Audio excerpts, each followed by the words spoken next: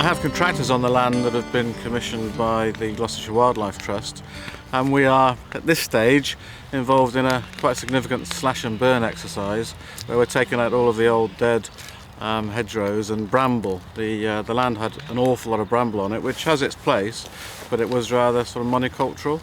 So we're trying to increase biodiversity by installing hedgerows. We're cutting through some swathes of bramble to expose some of the woodland at the top there. We're going to plant 3 other areas of woodland and build 3 scrapes cum ponds, which again will improve the biodiversity of the whole area. And we hope in sort of 5 to 10 years we'll have some great sort of nature reserve here, really, in some respects. Basically, rewilding is putting land back to what it may have been before it was managed for agriculture or managed commercially. So it's introducing plants and trees that may have long vanished from the area. It's making sure that sort of wildflowers and what have you have a place to live, and creating wildlife corridors and patches where wildlife can live happily. Increased biodiversity, which is a term that people talk about. Basically it means having more species and having more of them on a certain piece of land. Well, it came about because my wife and I bought Barnfield just along there and 2 paddocks and the stables in 2019, which was a nice piece of land. We were very lucky to get this. But shortly after we bought it, the 10 acres next door came up. There was talk about housing development and developers trying to get hold of it. So to preserve it and make sure that it didn't go into the hands of house builders, we got our finances together and bought it. And I immediately realised that whilst it was a beautiful wild area, it hadn't been managed for a long time.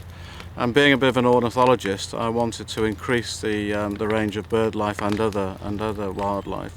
So I contacted the Gloucestershire Wildlife Trust, who immediately got involved because they've recently changed their strategy from buying nature reserves and developing those to trying to encourage landowners to rewild their land and connect up corridors of land for wildlife. So their strategy of bigger, better, connected, which they call it, coincided with me contacting them about this land, and they became very excited to help me manage the land and bring it back to its full life with as much diversity as possible.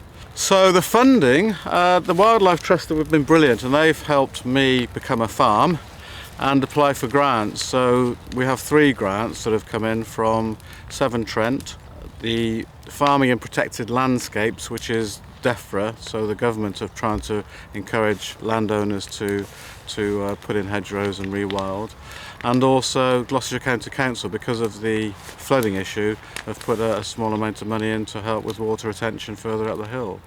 So it's quite an expensive programme with the contractors, although they're very good and good value, but we've had 75% of it grant funded, which is great. Without that we probably wouldn't have done it, to be honest.